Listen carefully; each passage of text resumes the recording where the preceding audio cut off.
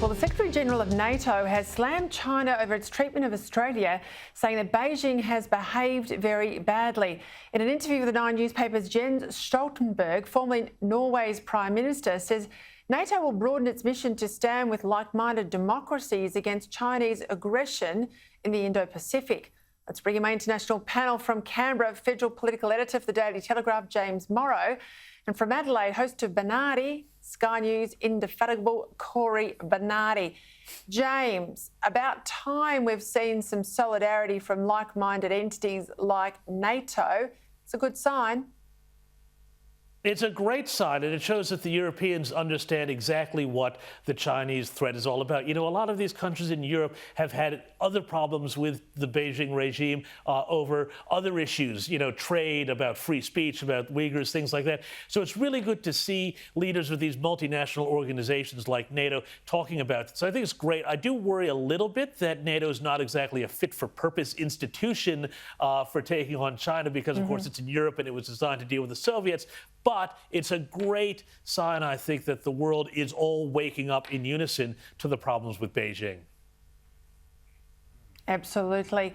In the UK, Corey Bernardi, Peta Credlin, she's the Home Secretary in the Tory or Conservative government. She's been urged to draw inspiration from the Abbott government in her approach to stopping illegal boat arrivals across the English Channel. So Edward Lee, a Conservative MP, urged Patel to adopt Abbott's approach, which she lauded as being really tough in order to be kind. There's been a lot of people arrive in the UK, 16,000 illegal arrivals in 2019, and Nigel Farage has been all over it. But I have to say, Boris Johnson's been occupied with COVID, and Peta Patel, I think perhaps not just on trade, Abbott needs to advise them, maybe on boats as well.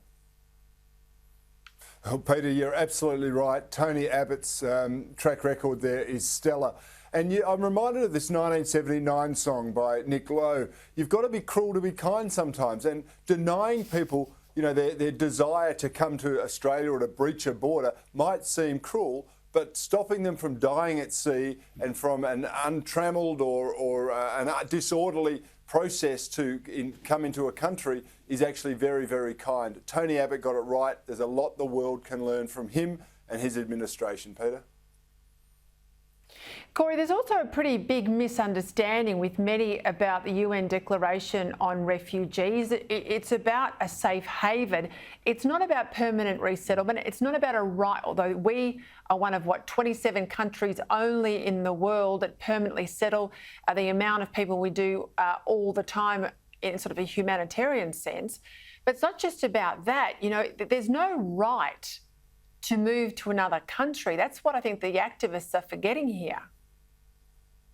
Yeah, of course they are. I mean, firstly, the UN Declaration was set in the 1950s. Things have changed.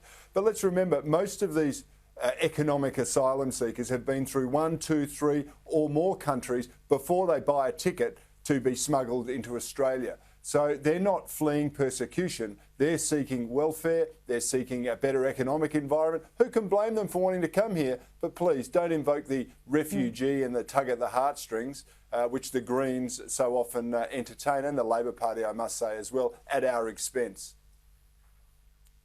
Yeah, Corey makes the good point there in the United Nations sort of rules, regulations, requirements. It's that you should seek refuge in the country you first are able to flee and be safe in, not forum shop, they call it, as they do coming all the way down to Australia. Let's stay in Britain if we can, James. A British university has drawn fire over plans to erect a life-size statue of Greta Thunberg. I don't know that there's that many out there with Margaret Thatcher in Britain. They were trying to pull down the Churchill statues, but this one's called Make a Difference, commissioned by a university, if you can believe it, £20,000.